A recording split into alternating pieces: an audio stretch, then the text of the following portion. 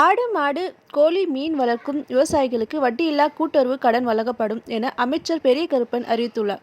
கால்நடை, மீன் வளர்ப்பு, அவை சார்ந்த தொழில்களுக்கு தரப்படும் வட்டியில்லா நடைமுறை மூலதன கடன்களுக்கு ரூ.1500 கோடி அளவில் வழங்கப்பட உள்ளதாக கூறினார். அதோடு வேளாண் கடன் அட்டை KCC திட்டத்தின் கீழ் விவசாயிகள் கூட்டுறவு வங்கிகளை அணுகி கடன் பெறலாம் என்றும் தெரிவித்துள்ளார். இந்தியாவில் 423ஆக இருந்த கொரோனா பாதிப்பு ஒரே நாளில் 752ஆக அதிகரித்துள்ளது.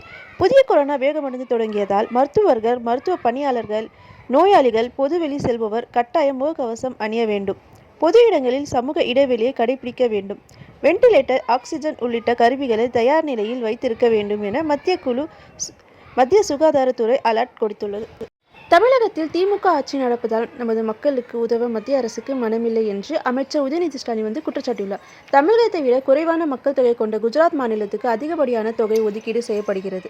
ஆனால் பேரிடர் பாதிப்புக்கான ரூ.21,700 கோடி இழப்பீடு கேட்கும் இதுவரை ₹1 கூட மத்திய அரசு தரவில்லை என்று அவர் வேதனை தெரிவித்துள்ளார். நிதியமைச்சர் நிர்மலா சீதாராமனின் பேச்சுக்கு அமைச்சர் உதயநிதி ஸ்டாலின் ஃபேஸ்புக் போஸ்ட் மூலம் பதிலடி கொடுத்திருக்கிறார்.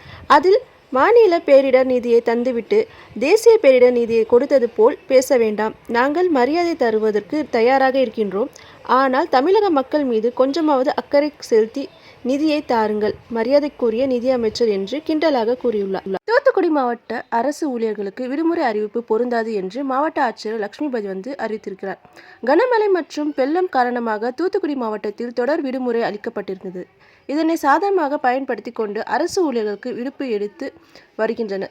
மீட்பு மற்றும் நிவாரண பணிகள் நடைபெறு வருவதால் அரசு ஊழியர்களுக்கு விடுமுறை இல்லை என்று அறிவிக்கப்பட்டுள்ளது. தமிழகத்தில் உள்ள தனியார் பள்ளிகளை அரையாண்டு விடுமுறை முடிந்து ஜனவரி 2ஆம் தேதி திறக்கலாம் என்று தனியார் பள்ளிகளின் இயக்குனர் அறிவித்துள்ளார். மழை வெள்ளம் என்று பல மாவட்டங்களில் இந்த ஆண்டு வழக்கத்தை விட அதிகமாக விடுமுறை அளிக்கப்பட்டது. அதனை ஈடு செய்ய அரையாண்டு விடுமுறையின் பல பள்ளிகளில் செயல்படுவதற்கு தகவல் கிடைத்தது. இதனை தடுப்பதற்காக அறிவிப்பலகை வெளியிட்டுள்ளார் இயக்குனர்.